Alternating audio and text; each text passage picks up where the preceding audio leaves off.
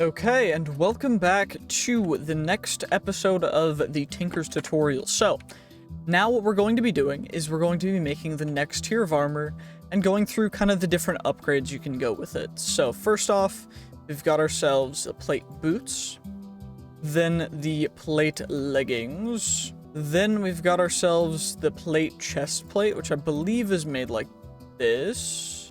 If I can remember, there we go. Plate chest plate, and then we also have the plate helmet, which is made like, wait.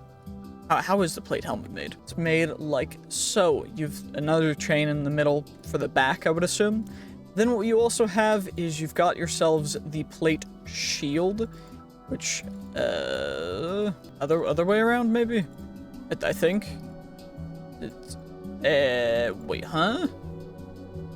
There we go. You just need nether, or essentially warped, or the crimson planks for it. Then you've got your plate shield. So the shields, they have blocking, which means you can block with them. Then the armor, much better. It's essentially like diamond armor, but you have 1 upgrade slot, 1 ability slot, and 4 defense slots. So what we're gonna do is we're gonna take 5 golden apples, and we are going to apply a golden apple, which will give us 2 additional upgrades in exchange for the ability slot, because we don't really need the ability slots on our armor or our shield because they already kind of do what they need to do. Then what we're going to do with the 3 upgrade slots is we're going to apply first a diamond to all of them, just real quick, because a diamond will increase their base stats as well as their durability. So the durability is at 580 now. Now we're going to netherite it, which will increase the durability again. So from 580 to now 696 durability. Then we add this on, which will push it to 1044 durability total, which is quite a high durability for boots at 1100. And then from there, we still have the 4 defense slots of each of these. So for defense slots, you have multiple different things. First off being, you have the fire protection, which uses 20 seared reinforcements per level. So fire protection 1 will give you a total of 10% fire resistance, and that'll go up to a maximum of 80% per piece of armor. So then the helmet will put gold reinforcement on, which gives magic protection. Then the chest plate will put on an emerald reinforcement, which gives us blast protection at 10%. The leggings will get amethyst bronze, which is projectile resistance.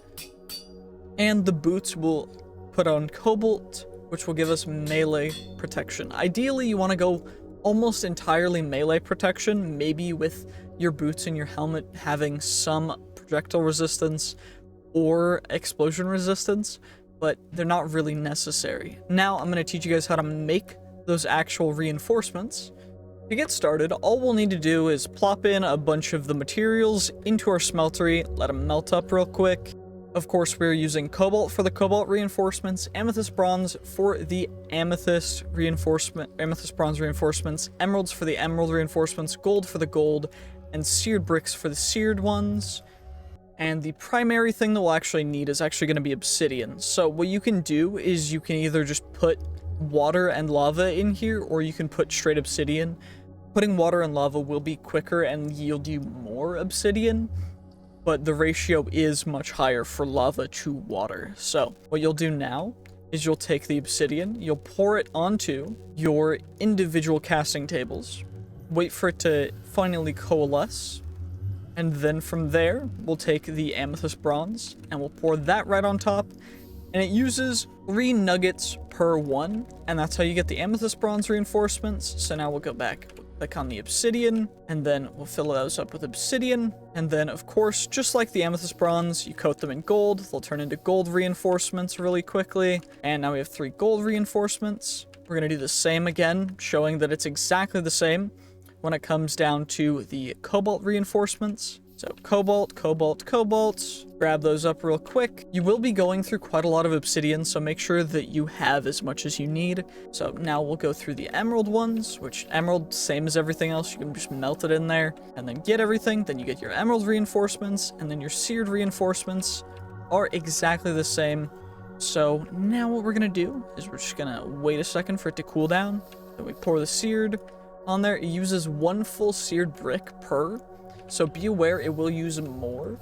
But now we've got our seared reinforcements, and that's pretty much all you need to know in order to do that. But what we're gonna do is we're gonna craft up the reinforcements, we're gonna apply them, and then what we're gonna do is we're just gonna show a couple more upgrades and things that you can add to make them a little better into the future. So what you can actually do is once you've got some endgame things, like perchance you've defeated the dragon, you've gone over to the End Islands, or just gone straight over to the End Islands, you can actually add extra things over. So if you put a zombie head, you'll get an extra upgrade. If you put an end crystal, you'll get an extra upgrade. If you put a dragon head, you'll get an extra ability slot. Put a netherite scrap on, you now have world bound, which means that it will not actually disappear, but that's not really beneficial when you already have netherite on it, but it doesn't cost an upgrade or anything, so I might as well put that on too. Music disc will give an extra upgrade slot as well. So will a book and quill, and you can also embellish to make it whatever color you want it to be. So we've got ourselves a plate helmet right here with an obsidian embellishment on it now. What we can do now is add more things. So you need a defense slot for a jeweled apple. Of course, we used all our defense slots on everything else, but when you add these jeweled apples, you will actually get extra hearts depending on how many you add.